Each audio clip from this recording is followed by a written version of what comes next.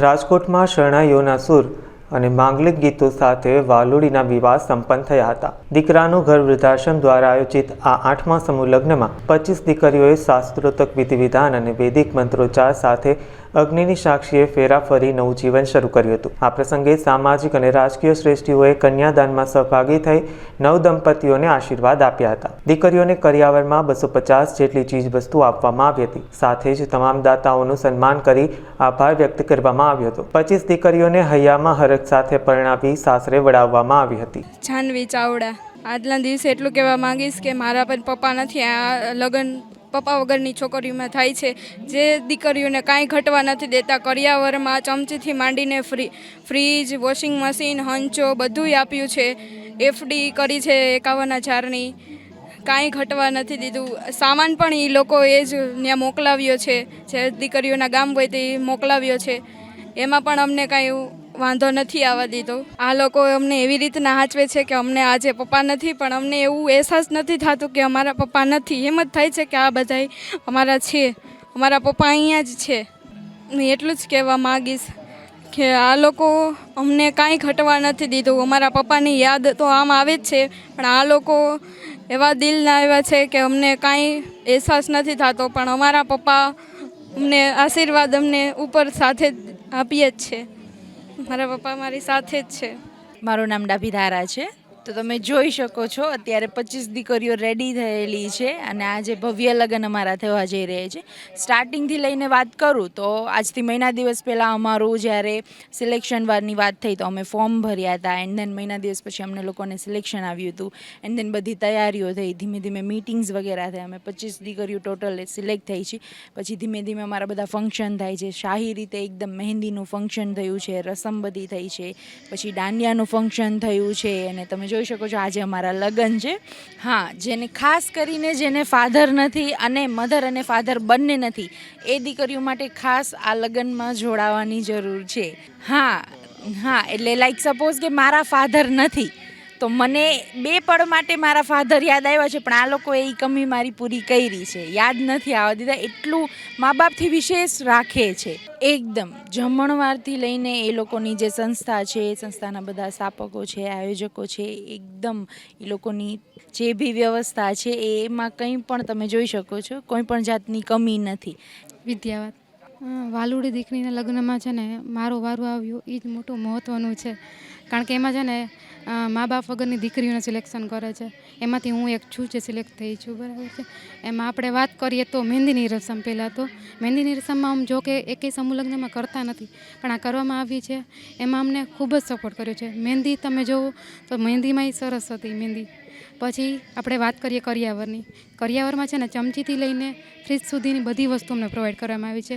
અને સંબંધની વાત કરીએ, ભાઈ બહેન, માતા પિતા, અમને એકેયની કમી છે ને મહેસૂસ નથી થવા દીધી. હા, અમને જ્યારે કંકુ પગલાં કરવામાં આવ્યા ને ત્યારે એ લોકો જ્યારે અમારા મા બાપ હોય ને એ રીતના અમારું ધ્યાન રાખેલું. કરિયાવરમાં ચમચીથી માંડીને મોટી વસ્તુ આપણે વાત કરીએ ફ્રીજ, વોશિંગ મશીન, સીવવાનો સંચો કે જે આપણને નોકરી જે જીવન જરૂરિયાત વસ્તુ છે એ પ્રોવાઈડ કરી શકે એના માટે. મહેંદીથી માંડીને સલોન સુધીની અમને એકેય છે ને કમી મહેસૂસ નથી. કારણ કે આપણે વાત કરીએ ને બ્યુટી પાર્લરની એમાં એટલો ખર્ચો હોય. આ લોકોએ અમને છે ને એમના એ રીતના પ્રોવાઈડ કર્યું છે કે જે અમને કમી જ ના મહેસૂસ થાય મા બાપની. કારણ કે અમને બધી પ્રોવાઈડ થઈ છે ફેસિલિટી. આયોજકોમાં છે ને અમને મા બાપ, માતા પિતા કોઈની કમી અમને મહેસૂસ નથી. ભાઈ કહો ને તો બધા ભાઈ જેવા છે. અમારે ક્યાંય મહેસૂસ નથી થયું કે અમારે ભાઈ નથી કે બેન નથી કે માતા પિતા નથી. છેલ્લા 27 વર્ષથી રાજકોટ જિલ્લાનું લોધિકા ગામ અને એનો ઢોલરા ગામે અમારું વૃદ્ધાશ્રમ દીકરાનું ઘર ચાલે છે. એમના નેજા હેઠળ અસંખ્ય પ્રવૃત્તિઓ થાય છે, જેમાં સામાજિક પ્રવૃત્તિ હોય, સાંસ્કૃતિક પ્રવૃત્તિ હોય, રચનાત્મક અને શૈક્ષણિક હોય કે માનવતાવાદી પ્રવૃત્તિ હોય. આવી દરેક પ્રવૃત્તિઓ છેલ્લા 27 વર્ષથી થાય છે. જેમાંની મુખ્ય પ્રવૃત્તિ છેલ્લા 8 વર્ષથી જેમને પિતાની છત્રછાયા ગુમાવી છે અથવા માતા પિતાની છત્રછાયા ગુમાવી છે એવી વાલસોઈ દીકરીઓના જીવનમાં રંગ પૂરવાનું એક ભગીરથ કાર્ય દીકરાનું ઘર વૃદ્ધાશ્રમ કરે છે. વહાલુડીના વિવાહ શીર્ષક હેઠળ યોજાતો આ કાર્યક્રમ અમારો 8મો પ્રસંગ છે. મને કહેતા એટલા માટે આનંદ થાય છે કે અત્યાર સુધીમાં 189 દીકરીઓના જીવનમાં રંગ પૂરવાનું, એમના મોટા ભાઈ બનવાનું, એમના પિતા બનવાનું સદભાગ્ય મારા સહિતના તમામ મિત્રોને મળ્યું છે.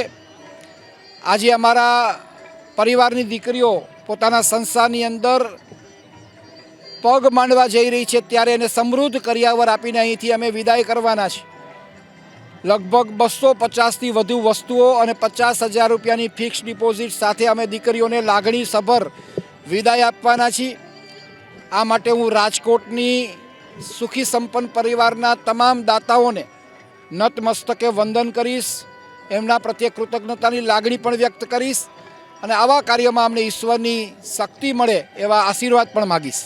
આજે 25 દીકરીઓ પ્રભુતામાં પગલાં માંડવા જઈ રહી છે અને એનો જાજરમાન પ્રસંગ આપ જોઈ રહ્યા છો એ અત્યારે થોડી જ વારમાં હમણાં શરૂ થવાનો છે. લગભગ 200થી વધુ કાર્યકર્તાઓની દિવસ રાતની મહેનત, સમાજના સુખી સંપન્ન દાતાઓ, અમારા પરિવારના સભ્યોને ટીમની મહેનતથી આ કાર્યક્રમ અમે કરી શકી છીએ અને અમને આનંદ છે. કિરીટભાઈ આદ્રોજા, એન્જલ પમ્પ્સ, આજનો 21 ડિસેમ્બર વાલુડીના વિવાહ 8નો આ પ્રસંગ રંગે ચંગે ઉજવાઈ રહ્યો છે. વાલુડીનો વિવાહ 8 આજે 189 દીકરીઓ પ્રભુતામાં પગલાં માંડી ચૂકી છે. દીકરીઓ આજે 25 દીકરીઓના લગ્ન થઈ રહ્યા છે. દીકરીઓ ખૂબ રાજી છે, ખુશ છે. દીકરીઓ અલગ અલગ જ્ઞાતિમાંથી આવે છે. સમર્પણ ચેરિટેબલ ટ્રસ્ટ દીકરાનું ઘર આજે આ 8મા વર્ષે દીકરીઓ મા બાપ વગરની અથવા તો બાપ વગરની દીકરીઓને એક બાપ અને એની મા ન હોય છતાં એના જે સપનાઓ છે એ સાકાર કરવા માટે ધન, મન અને ધનથી દરેક દીકરીઓને એમની 200-250થી વધારે અલગ અલગ એમની જીવન જરૂરિયાતની વસ્તુઓ, એની ઘરની વસ્તુઓ આપીને 51,000થી વધારે ફિક્સ ડિપોઝિટ તેમજ એક દીકરીને એના જે સપનાઓ હોય એ સપનાઓને સાકાર કરવા દરેક પ્રકારની રસમ, મહેંદી રસમ, કંકુ પગલાં તેમજ જે રસમ એક લગ્ન વિધિમાં નિભાવવાની હોય બધી જ રસમ રંગે ચંગે ઉજવાઈ રહી છે અને દીકરીઓ ખૂબ રાજી છે. અને આ દીકરીઓના આશીર્વાદ આખા પરિવાર અને આ વાલુડીના વિવાહ 8ના યજમાન પદે વર્ષાબેન આદ્રોજા, કોસાબેન મહેતા અને નીપાબેન કાલરિયા છે. એમનો પણ ખૂબ ખૂબ આભાર. અમને આ એક લેડીઝ અને દીકરીનું આજે કન્યાનું જે બીડું ઝડપ્યું છે લગ્નનું, એમનો પણ ખૂબ ખૂબ આભાર માનીએ છીએ. વ્યવસ્થાના ભાગરૂપે આપણે વાત કરીએ તો આજે લગભગ આખા સૌરાષ્ટ્રમાંથી, શહેરમાંથી અલગ અલગ સંસ્થાઓ અને દરેક જગ્યાએથી 5,000થી વધારે લોકો આજે અહીંયા હાજરી આપવાના છે. અમને અહીંયા સરસ મજાના આપ જોઈ રહ્યા છો મંડપ ડેકોરેશન થઈ રહ્યા છે. મંડપ ડેકોરેશનની અંદર એક શાસ્ત્રોક્ત વિધિ દ્વારા એક દીકરીની લગ્ન વિધિ થઈ રહી છે. એમની વરમાળા હોય, સામૈયું હોય કે કોઈ પણ વિધિ હોય, જે દરેક વિધિ શાસ્ત્રોક્ત વિધિ દ્વારા થઈ રહી છે અને દીકરીઓ પણ ખૂબ આનંદમાં છે અને બંને પરિવાર, દીકરી અને દીકરાના બંને પરિવારો ખૂબ રાજી છે.